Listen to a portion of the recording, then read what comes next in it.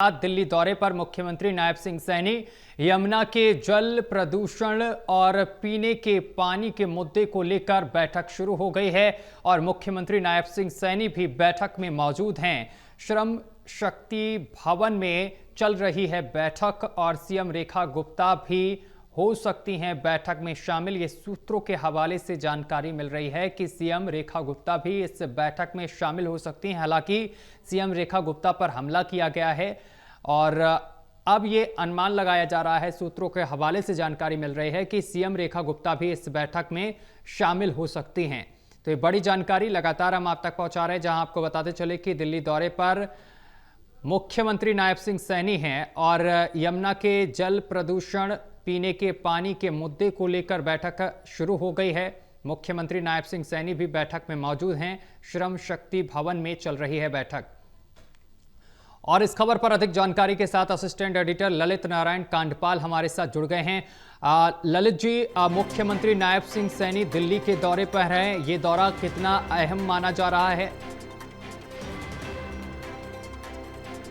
आज दिल्ली दौरे पर हैं और दिल्ली पहुंचने के बाद वो सबसे पहले संसद भवन में जो आज एनडीए उम्मीदवार सीपी राधाकृष्णन का नॉमिनेशन हुआ है, उस नॉमिनेशन में भी शामिल हुए हैं।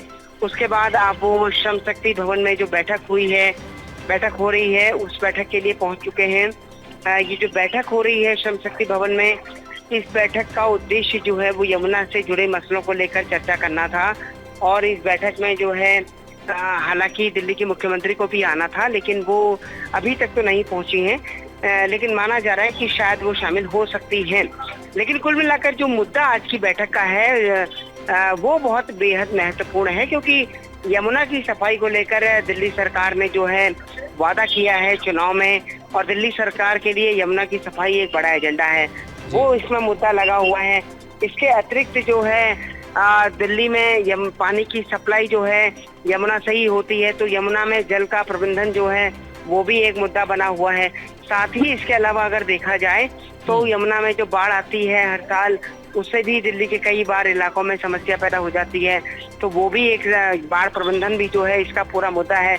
तो कुल मिलाकर अभी बैठक चल रही है और बैठक में जो है मनोहर लाल खट्टर मौजूद है, केंद्रीय जल शक्ति मौजूद है, इसके अलावा जो है नायब सिंह सैनी मौजूद हैं, दिल्ली के सेक्रेटरी मौजूद हैं और कई अन्य लोग मौजूद हैं। अब देखना ये होगा इस पूरे मामले में कि किस तरीके से क्या क्या चीजें निकलकर सामने आती हैं, क्या कुछ निर्णय होते हैं या फिर किसी तरह की एसओपी बनती है जिससे कि दोनों राज्यों के बीच में इस मसले को लेकर चर्चा की जा सके।